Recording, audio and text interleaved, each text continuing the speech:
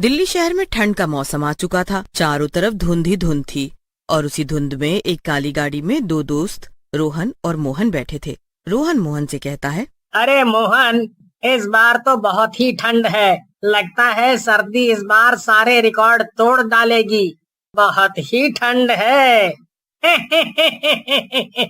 कैसी बातें करते हो रोहन? अरे भाई, ठंड के मौसम में ठंड ही होगी ना। तुम भी यार, जब ठंड हो ठंड ज्यादा है, जब गर्मी हो तो गर्मी। अभी मैं तुम्हारी ठंड उतारने का बंदोबस्त करता हूँ। ऐसा कहकर मोहन कार में से दारू की बोतल निकालता है। दारू की बोतल देखकर रोहन घबरा जाता है और बोलता है, ये सब क्या है भाई? तुझे पता है ना कि गाड़ी में शराब नहीं पीनी चाहिए। ये गलत बात है। यार, तेरे साथ यही दिक्कत है, तू ज्ञान बहुत देता है। अरे भाई, सब पीते हैं, तुझे पीना है तो पी, नहीं तो अकेले ही पी लेता हूँ। ऐसा कहकर मोहन अकेले ही दारू पीने लगता है। थोड़ी देर में रोहन को एहसास होता है कि उन्हें कोई बाहर से देख रहा है। रोहन मोहन से कहता है, मोहन, मुझे लगता है कोई हमें बाहर से देख रहा है। हमें यहाँ से चलना चाहिए। तू भी ना रोहन। अरे, तुम्हारा भाई दारू अंदर जाने के बाद बाहुबली बन जाता है। आने दो जो भी है, अपन डरने वाला नहीं है। तू टेंशन मत ले मेरे भाई।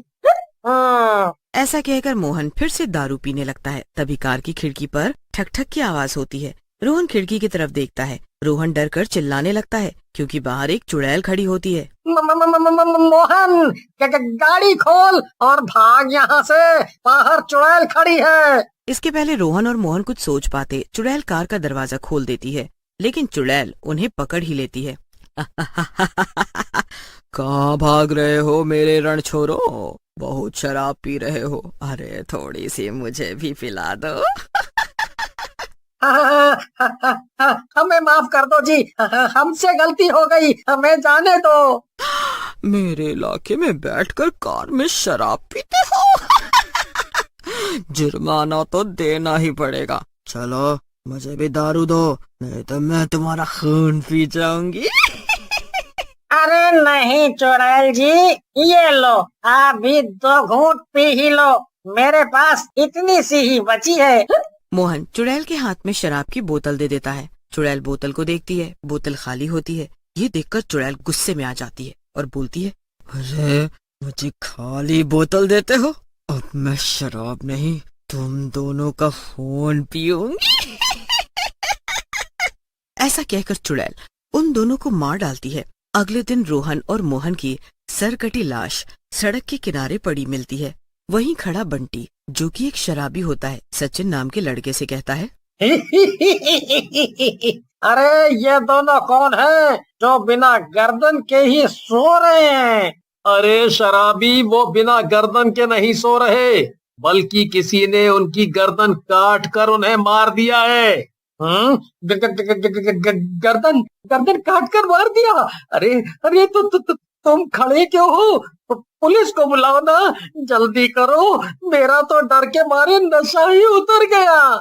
सचिन पुलिस को बुलाता है और पुलिस आकर उन दोनों की लाश को लेकर चली जाती है। उसी रात उसी जगह पर राजू नाम का लड़का रानी नाम की लड़की से बातें कर रहा होता है। अरे डार्लिंग, ठंड में तो तुम और भी खूबसूरत हो जाती हो, बिल्कुल गुलाब के फूल की तरह। मुझे पता है मैं कितनी खूबसूरत हूँ, समझे? तुम्हारी तारीफों की जरूरत नहीं है मुझे। पिताजी से शादी की बात कब करोगे, पहले ये बताओ, या सिर्फ झूठी तारीफें ही करनी है तुम्हें? अरे नहीं नहीं रानी, मेरी जान, तुम गुस्सा मत हो। मैं जल्दी ही तुम्हारे पिताजी से तुम्हारा हाथ मांग लूंगा, तुम चिंता मत करो। अरे बाप रे बाप, इतना घना कोहरा। मुझे लगता है हम दोनों को भी यहाँ से चलना चाहिए। मुझे कुछ ठीक नहीं लग रहा। रानी, तुम भी बहुत ज्यादा डरपोक हो। अरे कुछ नहीं है, ठंड के मौसम में तो कोहरा होता है। वैसे भी हम दोनों जहाँ अकेले हो, वहाँ कोहरा होना अच्छा ही है। इससे पहले रानी राजू को कुछ बोलती, चुड़ैल वहाँ आ जाती है और बोलती है, ये कोहरा होना अच्छा नहीं है, क्योंकि ये कोहरा मैंने बनाया है और इसी कोहरे में मैं शिकार करती हूँ। चुड़ैल को देखकर राजू भागने लगता है। ये देख रानी कहती है, राजू तुम कहाँ भाग रहे हो? मुझे अकेला इस चुड़ैल के पास छोड़कर मैंने तुमसे ही उम्मीद। रानी मेरी जान, जिंदगी रही तभी तो मैं तुमसे प्यार कर पाऊंगा। अभी के लिए मुझे माफ कर दो। राजू भागने की कोशिश करता है, लेकिन चुड़ैल राजू को पकड़ लेती है। कहाँ भाग रहा है मेरे हीरो हीरा लाल? बहुत शौक है लड़कियों से दोस्ती का, आज तो मुझसे भी दोस्ती कर ले थोड़ी सी। चुड़ैल राजू को पकड़कर रानी के पास ले आती है। रानी राजू को देखकर आग बबूला हो जाती है और बोलती है, शैतान के बच्चे, मैं तो तुझे एक बहुत ही अच्छा आदमी समझती थी, लेकिन तू तो शैतान निकला। अच्छा हुआ तेरी असलियत पता चल गई मुझे, मैं तुझे नहीं छोड़ूंगी। ऐसा कहकर रानी राजू की तरफ बढ़ती है, लेकिन चुड़ैल रानी को बोलती है, रुक जा झांसी की रानी, रुक जा। गलती इस दुष्ट की नहीं है, बल्कि तेरी जैसी लड़कियों की है, जो कि इस जैसे झूठे लड़कों के प्यार में फंस जाती हैं। अब तुम यहाँ से भाग जाओ, इस दुष्ट को तो मैं देख लूंगी। चुड़ैल को गुस्से में देखकर रानी वहाँ से चली जाती है। चुड़ैल जी, मुझे माफ कर दो, जाने दो, मैं कभी ऐसी गलती दोबारा नहीं करूँगा। गलती तो तू तब करेगा ना जब मैं तुझे यहाँ से जाने दूंगी, मेरे हीरो हीरा लाल। ये अब तेरी आखिरी लव स्टोरी है। ऐसा कहकर चुड़ैल राजू को मार डालती है और अगले दिन राजू की सरकटी लाश फिर से उसी जगह पर पड़ी मिलती है। लाश को देखकर लोग बहुत डर जाते हैं। सचिन को भी इस बारे में पता चलता है। वो बंटी से कहता है, अरे बंटी, फिर से उसी जगह पर सरकती लाश मिली है। मुझे तो वहाँ कुछ गड़बड़ लगती है। यार तू बड़ा ही मनहूस है, जब भी आता है मनहूस खबरें लेकर आता है। अरे मेरा नशा भी उतार दिया। तुझे पता है ना कि मुझे शराब कितनी पसंद है, लेकिन तुम तो मानते ही नहीं। अरे मेरे भाई, एक बार ये बात मुझे पता कर लेने दे, उसके बाद तो मैं तेरे घर के ऊपर शराब की टंकी रखवा दूंगा। बस तू मेरे साथ एक बार चल। फिर सचिन और बंटी रात में चुड़ैल वाली जगह पे पहुंच जाते हैं। यार मुझे लगता है तूने भी पीनी चालू कर दी है। अरे इतनी रात को इस मनहूस जगह पर कौन आएगा? मैं तो कहता हूँ तू भी तो लगा। फिर यहाँ से चलते हैं। अरे तू एंजॉय कर ना मेरे भाई, ये ले एक बोतल और पकड़। बंटी और सचिन दोनों बातें कर रहे होते हैं। तभी वहाँ घना कोहरा होने लगता है। बंटी कोहरे को देखकर बोलता है, अरे सचिन, तेरी वाली बोतल तो बहुत ही स्ट्रांग है। एक बार में ही चारों तरफ धुआं सा दिख रहा है। वाह, मजा आ गया। अबे ये सचमुच का कोहरा है, समझा? और मुझे कुछ गड़बड़ लग रही है। तभी वहाँ चुड़ैल आ जाती है और उन दोनों से कहती है, तू सही कह रहा है मेरे सचिन तेंदुलकर, कुछ गड़बड़ नहीं बल्कि पूरी गड़बड़ है। मैं चुड़ैल हूँ, चुड़ैल। चुड़ैल को देखकर सचिन बोलता है, ओह, तो तू है चुड़ैल जिसने लोगों को मारा था। मुझे पहले से ही शक था, ये किसी इंसान का काम नहीं है। मेरा तो पूरा नशा ही उड़ा दिया तुम दोनों ने। एक को सब कुछ पहले से पता था, एक चुड़ैल है। मुझे लग रहा है मैं किसी फिल्म का साइड एक्टर हूँ। ये सब क्या हो रहा है? तेरे शक से कुछ नहीं होगा लड़के, क्योंकि तू अब दोबारा शक करने के लिए जिंदा ही नहीं रहेगा। मैं तेरी जान ले लूंगी। ऐसा कहकर चुड़ैल सचिन की गर्दन पकड़ लेती है और जोर जोर से दबाने लगती है। सचिन चिल्लाने लगता है, अरे अरे बंटी बचा मुझे, ये चुड़ैल मेरी जान ले रही है। मेरा दम घुट रहा है। अरे भाई, मैं कोई बाबा हूँ क्या जो इस चुड़ैल से लड़ूंगा?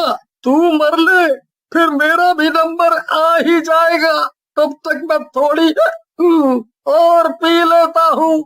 अबे गधे, तेरे हाथ में जो बोतल है वो शराब की नहीं है, उसमें पवित्र गंगा जल है, क्योंकि इस चुड़ैल के ऊपर डालना है। जल्दी फेंक। सचिन की बात सुनकर बंटी वो बोतल चुड़ैल के ऊपर फेंक देता है। बोतल चुड़ैल से लगकर फूट जाती है और गंगा जल चुड़ैल के ऊपर गिर जाती है। चुड़ैल जलने लगती है। तुझे पता था दुष्ट, मेरी मौत इस गंगा जल से ही होगी। तो फाइनली हम लोगों ने एक वीडियो भूत वाला कार्टून कंप्लीट कर लिया है। और अगर आपको अच्छा लग रहा है वीडियो तो हमारे वीडियो को लाइक कर दें और आगे वीडियो देखने के लिए हमारे चैनल पर बने रहें।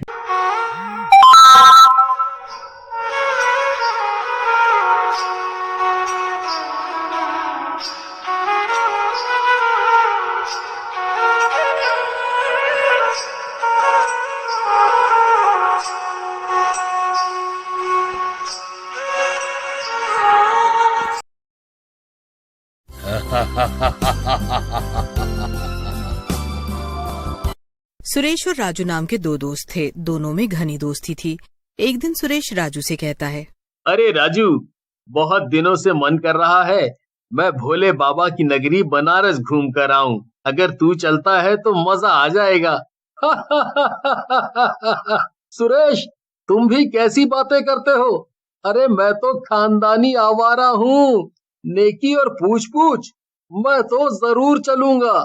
फिर राजू और सुरेश बनारस की ट्रेन में बैठ जाते हैं और बनारस पहुंच जाते हैं।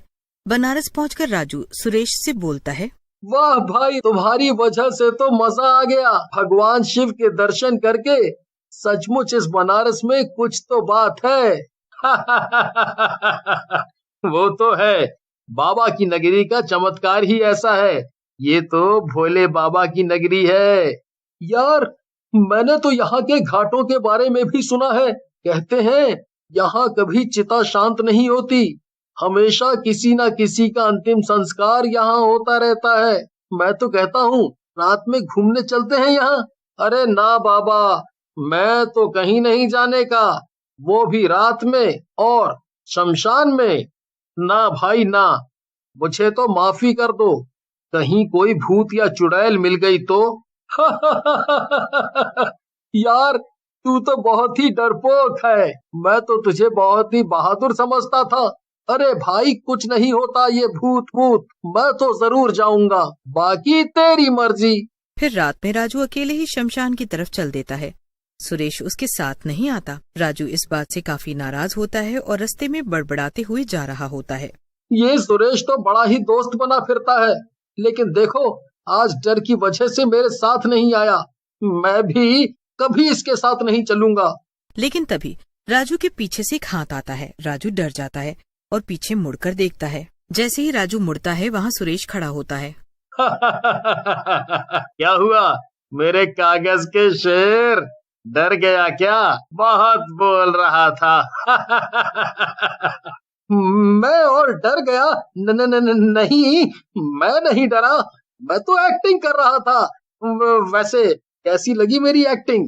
फिर सुरेश और राजू वहाँ से आगे चलने लगते हैं और तभी सुरेश राजू से कहता है, अरे राजू, मुझे कुछ काम आ गया है, मैं काम करके आता हूँ, तू वापस चला जा।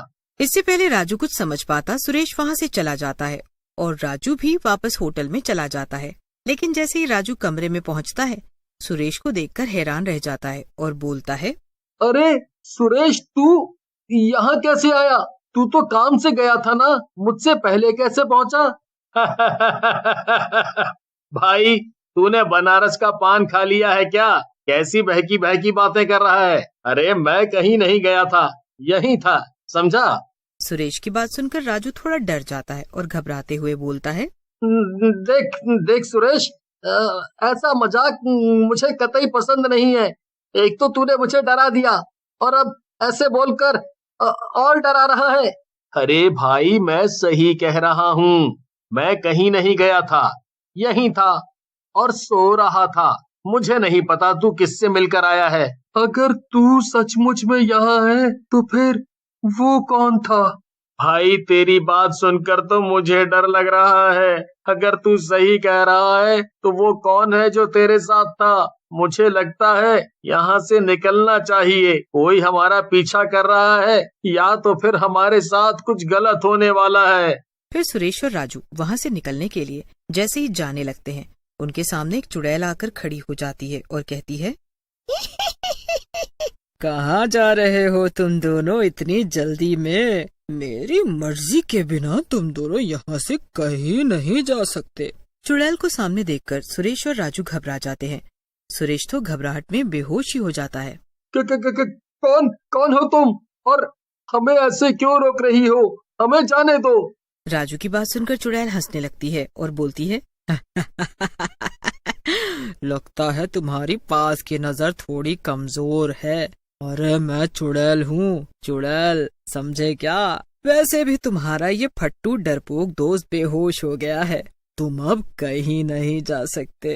तब तक सुरेश को होश आ जाता है और वो चुड़ैल को बोलता है, देखो चुड़ैल, हम दोनों को जाने दो, नहीं तो मैं तुम्हारी जान ले लूंगा। जान तो तब लेगा ना जब हम जिंदा होंगे।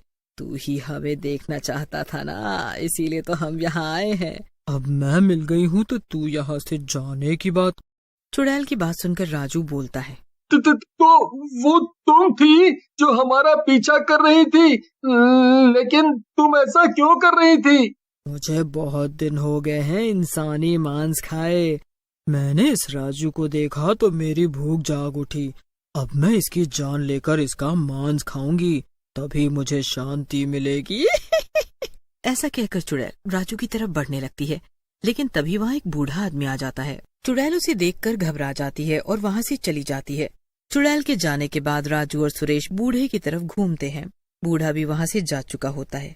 ये सब देखकर राजू सुरेश से कहता है, सुरेश भाई, अच्छा मौका है, हम दोनों यहाँ से निकल लेते हैं, नहीं तो इन भूत प्रेतों के चक्कर में पड़ जाएंगे।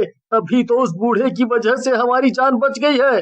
लेकिन राजू की खुशी ज्यादा देर तक नहीं रह पाती, क्योंकि सुरेश उसे बोलता है, नहीं राजू, अब मैं यहाँ से नहीं जाऊंगा। मैं अब उस चुड़ैल के बारे में पता लगा कर ही रहूंगा। वो हमारा पीछा क्यों कर रही है और वो बूढ़े बाबा कौन हैं जिनसे वो डर कर भाग गई थी? ऐसा कहकर सुरेश कमरे से बाहर निकल जाता है। राजू भी उसके पीछे पीछे जाता है।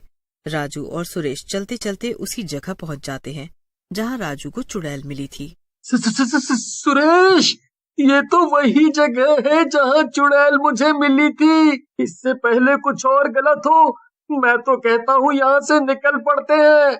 मैंने कहा ना राजू, मैं ये सब जान कर ही दम लूंगा। अगर तुझे डर लग रहा है तो तू यहाँ से चला जा। बेटा, तुम्हारी बात सुनकर तो मुझे लग रहा है तुम्हें काली चुड़ैल मिल गई है। ये बहुत ही खतरनाक चुड़ैल है, तुम्हें इससे बचना ही होगा। काली चुड़ैल? भला ये क्या बला हुई? मुझे खुलकर बताओ बाबा, ये सब क्या है? ये काली चुड़ैल कौन है? काली चुड़ैल की मौत इसी जगह पर हुई थी। वो इंसानी बच्चों का मांस खाने लग गई थी, इसीलिए गांव वालों ने उसे मार डाला था। तब से उसकी आत्मा भटक रही है और जब भी मौका मिलता है वो लोगों को मार कर खा जाती है। इससे पहले पंडित जी अपनी बात खत्म करते, वहाँ वही काली चुड़ैल आ जाती है और हंसते हुए कहती है, पंडित, तूने मेरे बारे में बताकर बहुत सही बात कर दी। देख, इनकी आंखों में कितना डर है अब मेरे लिए। अब मैं इन दोनों को तड़पा तड़पा कर मार दूंगी, फिर मजे से इनका मांस खाऊंगी। चुड़ैल की बात सुनकर पंडित जी बोलते हैं, नहीं नहीं चुड़ैल, ये सब ठीक नहीं है। तुम्हें इन बच्चों के साथ ऐसा नहीं करना चाहिए। छोड़ दो इन्हें। तो तू मुझे बताएगा कि मुझे क्या करना है? इन दोनों की आज मौत पक्की है, समझा क्या? इससे पहले मुझे तुझ पर भी गुस्सा आ जाए और मैं तुझे मार डालूं, यहाँ से चला जा। चुड़ैल को गुस्से में देखकर पंडित जी वहाँ से डरकर चले जाते हैं और चुड़ैल राजू और सुरेश की तरफ बढ़ती है। पंडित भी यहाँ से चला गया। अब तुम दोनों को मैं मार कर मजे से खाऊंगी और अपनी सालों की भूख मिटाऊंगी। ऐसा कहकर चुड़ैल राजू और सुरेश की गर्दन पकड़ लेती है और जोर से दबाने लगती है। ओह ओह, सुरेश भाई, अपनी मौत एक चुड़ैल के हाथों होगी, मैंने कभी नहीं सोचा था।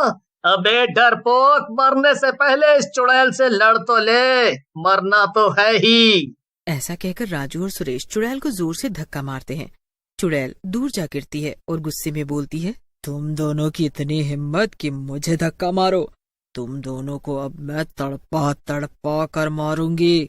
ऐसा कहकर चुड़ैल उन दोनों की तरफ बढ़ने लगती है। तभी वहाँ वही बूढ़े बाबा आ जाते हैं और उनके हाथ में एक त्रिशूल होता है। वो त्रिशूल सुरेश को देकर बोलते हैं, बेटा, ये त्रिशूल इस चुड़ैल की छाती पर मार दो, ये चुड़ैल यहीं जलकर भस्म हो जाएगी। सुरेश बाबा की बात सुनकर चुड़ैल की छाती पर त्रिशूल गाड़ देता है। चुड़ैल वहीं जलने लगती है। तब तक पंडित जी भी वहाँ आ जाते हैं। वाह बेटा, तुम दोनों ने इस चुड़ैल को मारकर हम सब बनारस वालों पर बहुत एहसान किया है। बाबा, ये सब मैंने नहीं बल्कि इन्होंने किया है। लेकिन जैसे ही सुरेश घूमता है तो बूढ़ा वहाँ से जा चुका होता है। पंडित जी, वो बूढ़े बाबा यही थे, उन्होंने मुझे अपना त्रिशूल दिया था। बेटा, वो बाबा नहीं बल्कि स्वयं भोलेनाथ थे, जो तुम्हारी रक्षा के लिए आए। तो हमने 2 भूतिया कार्टून कंप्लीट कर लिया है। अगर आपको ऐसा ही वीडियो प्रतिदिन चाहिए तो हमारे चैनल को सब्सक्राइब कर ले, और अच्छा लगा है तो लाइक कर दे भाई।